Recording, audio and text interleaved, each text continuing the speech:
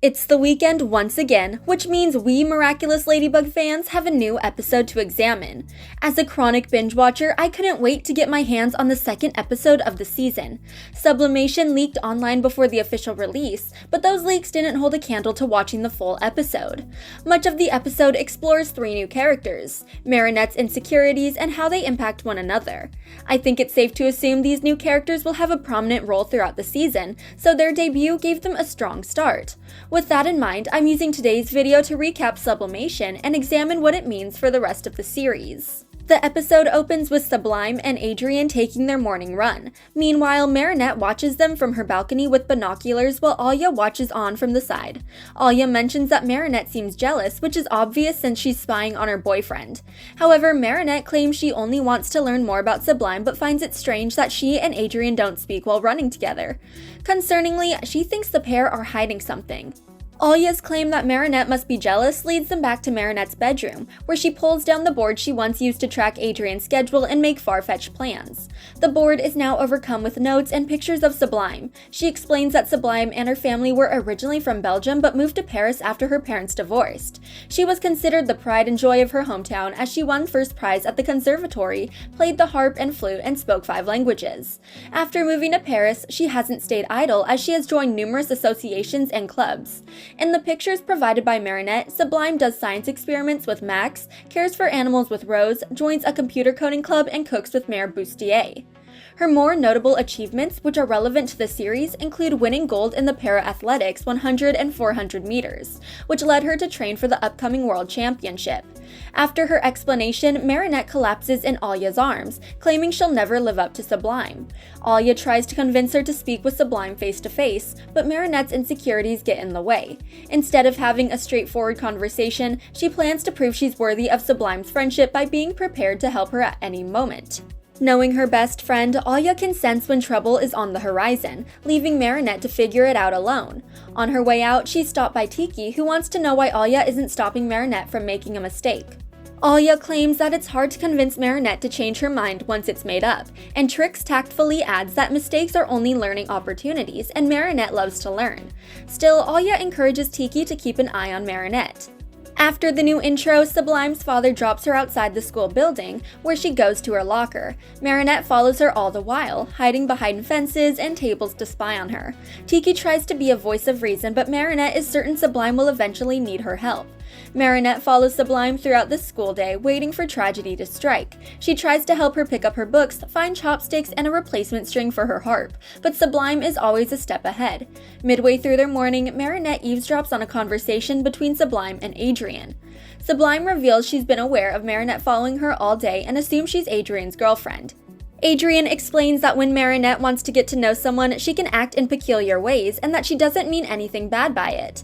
Sublime offers to meet her after her sponsorship tryout, believing it will clear any misunderstandings between them. Adrien agrees before Sublime leaves for her tryout, with Marinette following close behind. Marinette has spent the entire day jumping to conclusions. She genuinely believes Sublime dislikes her for following her all day and will refuse to be friends with Adrien. As a result, Adrien will no longer love her and their relationship will end. Tiki tries to question the validity of these claims to no avail, leading to more intense actions from Marinette.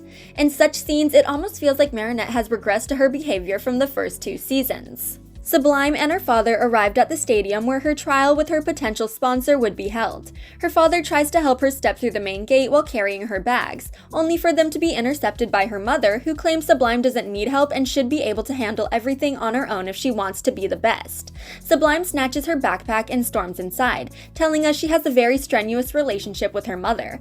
At the very least, her mother reminds me of Tomoe in tone and expectation.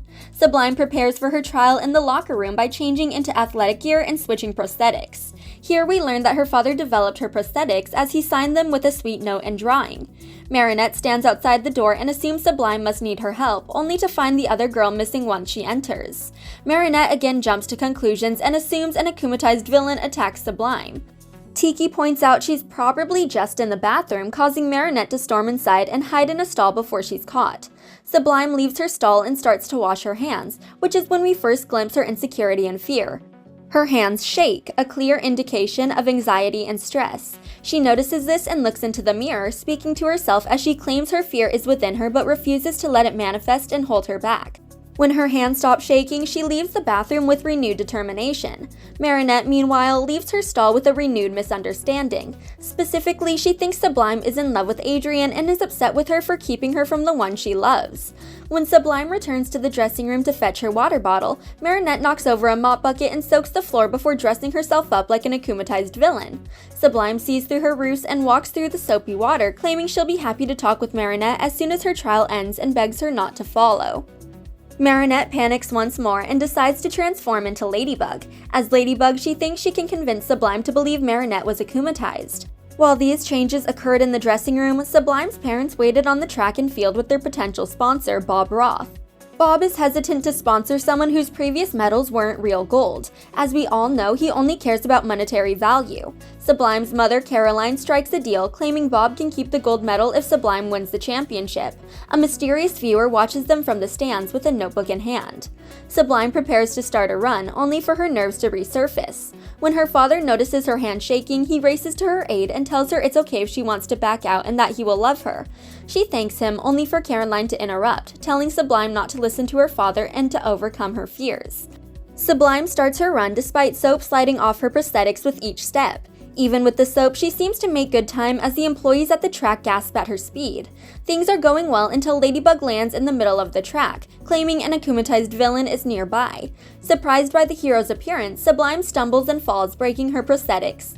I'd like to note that after this happens, her father rushes to her aid and her mother pursues Bob Roth, who completely abandons Sublime after her fall. While Sublime explains to Ladybug that the akumatized villain is just Marinette dressed up because she wants to be friends, Caroline tries to convince Bob to give Sublime another shot to no avail. She's then approached by an Ultra Kuma and brought into the subliminal headspace with Lila, who offers her a chance to help her daughter reach her full potential. Caroline agrees to receive these powers and becomes the villain Sublimation, who can make anyone become the best version of themselves. Sublimation then attacks the track employees, her ex-husband, and Ladybug. Ladybug tries to apologize for the broken prosthetics before being thrown from the stadium. Sublimation pursues Bob, but only to be stopped by Ladybug. It's worth mentioning that Sublimation has some good points. She genuinely wants to improve and not hurt others, and Bob isn't known for his good behavior. This season's villains may seem more morally ambiguous, and the storylines won't be so black and white. Ladybug eventually has to call on Cat Noir to help her, using the new upgrade and her yo-yo that allows her to call on any wielder at a moment's notice. Adrien senses the call while picking up Sublime's homework and rushes to Ladybug's aid despite Plag's protest. Cat Noir saves Bob from Sublimation before catching up with the Ladybug. He questions if Sublimation is a villain before rushing to hide Bob in comedically a trash bin. As the heroes square off against Sublimation, Lila interferes and encourages the villain to steal the Ladybug and Cat Miraculouses. She agrees and tells the heroes they should be ashamed of helping someone like Bob Roth. Ladybug calls on her lucky charm while Cat Noir engages with their enemy. She finds herself with a small hand mirror. She claims she doesn't know what to do with the lucky charm before running from Sublimation with Cat Noir. Sublimation ridicules Ladybug, claiming the hero must want to know the better version of herself. Cat Noir disagrees, stating that everyone's allowed to make mistakes and that Ladybug is already the best version of herself. Encouraged by her friend, Ladybug comes to a screeching halt and allows herself to be hit by Sublimation, Cat Noir following shortly after. Surprisingly, Sublimation's attack fails instantaneously on both heroes, insinuating they're the best versions of themselves and have nothing holding them back. I'm curious about this and whether it applies to only their hero alter egos, not their civilian ones.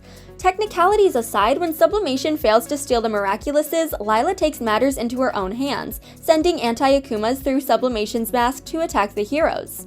One of these butterflies hits Cat Noir, stripping him of his powers. With Sublimation distracted, Ladybug closes in and breaks her akumatized object. With Sublimation defeated, Cat Noir reminds Ladybug to repair the damages with her lucky charm. However, Sublimation causes no damage throughout Paris, so Ladybug opens the hand mirror again, realizing that the mirror represented her all along. The episode cuts to Caroline, Bob, and the heroes returning to the track where Sublime remains with her father. Ladybug apologizes for interrupting the race and throws her lucky charm into the air, repairing Sublime's legs. She also gives Caroline a magical charm.